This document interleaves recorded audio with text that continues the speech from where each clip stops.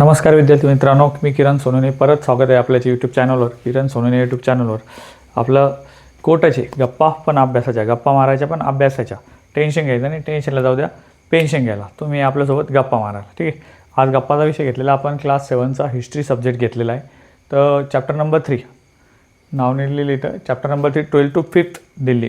12 to 5 या सेंचुरीमध्ये दिल्लीची condition कशी होती. दिल्ली पहिले भारताची कॅपिटल कोणी बनवली हे की नाही. जसं आपल्या बुकमध्ये उल्लेख आहे की दिल्लीला पहिले तोमर राजपूत यांनी काय केलं होतं, भारताची दिल्लीला कॅपिटल बनवलं होतं आणि नंतर चव्हाणांनी त्यांचा पराभव केला होता, असं आपल्या NCERT बुकमध्ये उल्लेख आहे चॅप्टर नंबर 3मध्ये. पण before chapter study we will going to this main keywords like एकता अँड गॅरिसन. ओके, म्हणजे चॅप्टर अभ्यासण्यापूर्वी आपण त्याच्यामधले काही कीवर्ड्स अभ्यास करणार आहे. कीवर्डचा अभ्यास केला म्हणजे आपल्याला चॅप्टर समजायला सोपा जाणार आहे. तर आपण पहिले कीवर्ड्स बघणार आहे आता. एकता. ठीक आहे. एकता अँड गॅरिसन 2 कीवर्ड्स बघणार आहे आपण. तर एकता आणि गॅरिसन हे एकमेकांसोबत रिलेटेड आहे की. ठीक आहे, बघू आपण कसे रिलेटेड आहेत. तर हे वर्ड बाय वर्ड आपण समजून घेणार आहे. पहिले बघा, पहिले एकता आहे अ टेरिटोरियल ग्रँट.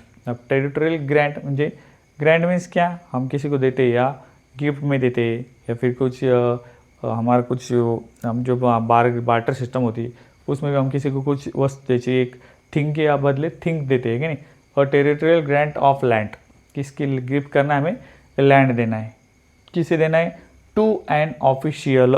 देखो, अ टेरिटोरियल ग्रँट एक प्रादेशिक देणं. काय देणं, कोणाला, ऑफ लँड, कशाचं, लँड देणं. टू कोणाला द्यायची, टू एन ऑफिशियल और military commander.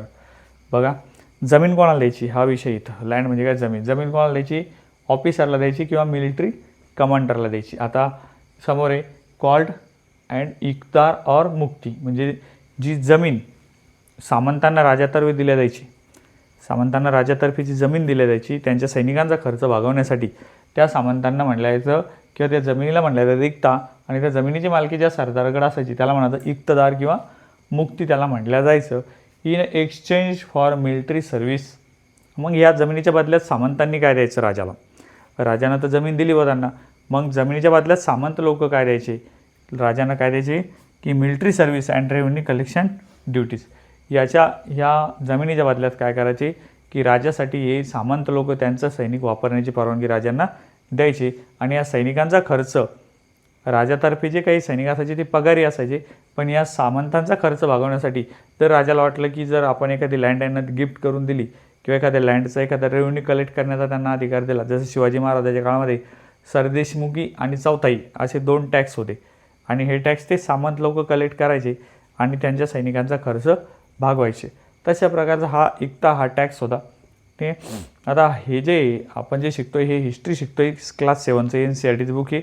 Our past to class 3 आहे, चॅप्टर नंबर 3 आहे दिल्ली 12 to 15. म्हणजे 12व्या आणि 15व्या शतकातली दिल्ली.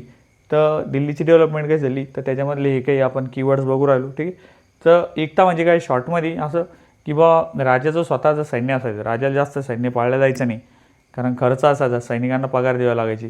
तर मग हे काय करायचे, सामंत लोकांचं सैन्य भाड्यानं वापरायला घ्यायचे आहे आणि मग त्याच्या बदल्यात ते सामंतांना काय द्यायचे, जमिनी बक्षिसाच्या स्वरूपात द्यायचे. ठीक आहे. दुसरं आहे गॅरिसन. आता गॅरिसनचा सरळ मराठीत अर्थ आहे छावणी. ठीक आहे, काय छावणी, सैनिकांची छावणी. बघा, अ फोर्टिफाईड म्हणजे तटबंदी असलेलं. Fortified settlement where soldiers are permanently station to defend the area. म्हणजे एखादा एरिया आहे बा, त्या एरियाचं जर संरक्षण करायचं आहे राजाला, तर राजा काय करायचा, त्या किल्ल्याच्या भोवती किंवा त्या एरियाच्या भोवती काय करायचा, सैनिकांची गॅरिसन बसवायचा. गॅरिसन म्हणजे एक तटबंदी बसवायचा. ठीक आहे. मग गॅरिसन म्हणजे काय, तर लष्कराची छावणी. म्हणजे एखादा एरिया आहे समजा, त्या एरियाजवळ एखाद्या एरियाचं समजा आपल्याला काय करायचं, संरक्षण करायचं आहे, तर त्या एरियाजवळ तिथं आक्रमण करायचं, परत राजानं त्याच्या राज्यात वापस जायचं, परत तिथं मग जे एनिमीज आहे ते यायचे, अटॅक करायचे. मग काय व्हायचं की हा राजाचा कायमस्वरूपी ताबा त्या प्रदेशावर राहावा म्हणून राजा काय करायचा, काही सैनिक तिथंच सोडून द्यायचा आणि त्यांची तिथं काय बनवायचा, लष्करी छावणी बनवायचा आणि राजा आपल्या राज्यात परत जायचा. ठीक आहे. आताही आपण गॅरिसन बघतो आताच्या काळातही, आहे नाही, की आपले जे मुख्यालय आहेत सैनिकांचे हे एका ठिकाणी नाही आहे, तर मुख्यालय एक ठिकाणी असतं आणि सब हेडक्वार्टर काय असतात, आपल्या पूर्ण भारतात असतात. ठीक आहे. म्हणजे काही सैनिक तिथं परमनंटली स्टेशनला दिलेले असतात. ठीक आहे.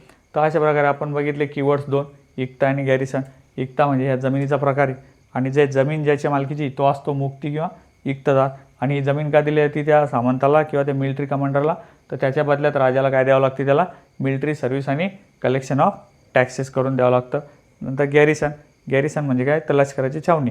एखाद्या ठिकाणाचं संरक्षण करण्यासाठी तिथं परमनंटली राजा काय देतात, सैनिक द्यायचा. ठीक आहे, आजचा आपण हे कीवर्ड्स बघितले, एवढं तुम्हाला लिहून घ्यायचं आहे बघून. ठीक आहे, आजच्या व्हिडिओमध्ये एवढंच. पुन्हा भेटू नवा विषय नवा व्हिडिओ घेऊन. तोपर्यंत टू बी कंटिन्यूड. नमस्कार.